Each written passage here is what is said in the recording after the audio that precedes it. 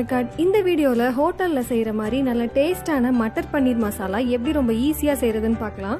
First கடாயில் 2 table spoon அளவுக்கு எண்ணெய் ஊற்றிட்டு எண்ணெய் சூடானதுக்கப்புறமா அதில் 3 பெரிய வெங்காயம் ஆட் பண்ணிக்கோங்க.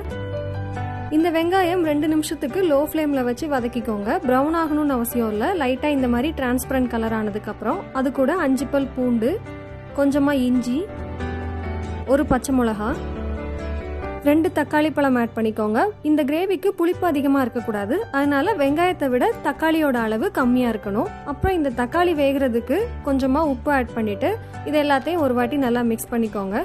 இதை மூடி போட்டு 5 நிமிஷம் லோ ஃப்ளேமில் வச்சு வேக வச்சுக்கோங்க. தக்காளி எல்லாம் நல்லா மசிஞ்சிடும். இப்போ தக்காளி எல்லாம் நல்லா வெந்துடுச்சு.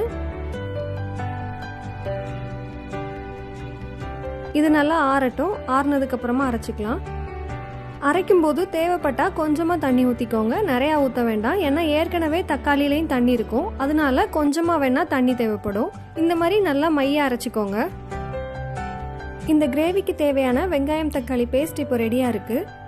அடுப்பை ஆன் பண்ணுறதுக்கு முன்னாடி ஒரு கடாயில் 2 டேபிள் ஸ்பூன் எண்ணெய் ஊற்றிட்டு அதில் 1/2 டீஸ்பூன் சீரகம், ஒரு பிரியாணி இலை, 2 கிராம்பு, ஒரு துண்டு பட்டை, 1/4 டீஸ்பூன் மஞ்சள் பொடி, அப்புறம் காரத்துக்கு 1 டீஸ்பூன் தனி மிளகாய் தூள் ஆட் பண்ணி வச்சுக்கோங்க. இப்போ அடுப்பை லோ ஃப்ளேமில் வச்சுட்டு இந்த மசாலாவை லைட்டாக இந்த மாதிரி கிளறி விட்டுக்கோங்க. மசாலா இந்த மாதிரி நல்லா பொரிஞ்சு வர நேரத்தில் வெங்காயம் தக்காளி பேஸ்ட் நம்ம ரெடி பண்ணி வச்சுருக்கிறோம்ல, அதை இது கூட ஆட் பண்ணிக்கோங்க. இந்த மாதிரி எண்ணெயில் நம்ம மசாலா ஆட் பண்ணி அதுக்கப்புறமா இந்த வெங்காயம் தக்காளி பேஸ்ட் சேர்த்து மிக்ஸ் பண்ணும்போது இந்த கிரேவிக்கு நல்ல கலர் கிடைக்கும். இப்போ இது கூட 2 டீஸ்பூன் மல்லிப்பொடி, அப்புறம் 1/4 டீஸ்பூனில் பாதி அளவுக்கு சீரகப்பொடி ஆட் பண்ணிட்டு இது எல்லாத்தையும் நல்லா மிக்ஸ் பண்ணிக்கோங்க.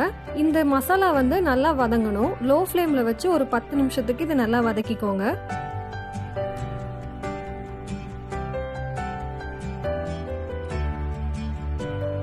இப்போ மசாலா நல்லா வதங்கி எண்ணெய் பிரிஞ்சு வர ஆரம்பிச்சிடுச்சு.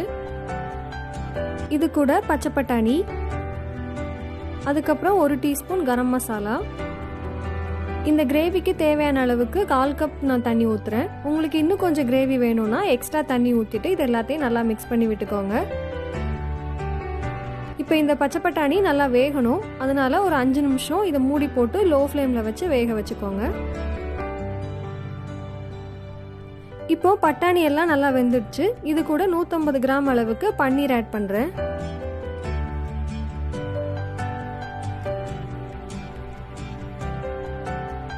இந்த மசாலா எல்லாம் எல்லா பக்கமும் பன்னீரில் கோட் ஆகிற மாதிரி நல்லா இதை மிக்ஸ் பண்ணிக்கோங்க. கிரேவி உங்களுக்கு கொஞ்சம் திக்காகிற மாதிரி இருந்ததுன்னா கொஞ்சமாக இதில் தண்ணி ஆட் பண்ணிவிட்டு நல்லா மிக்ஸ் பண்ணிக்கோங்க.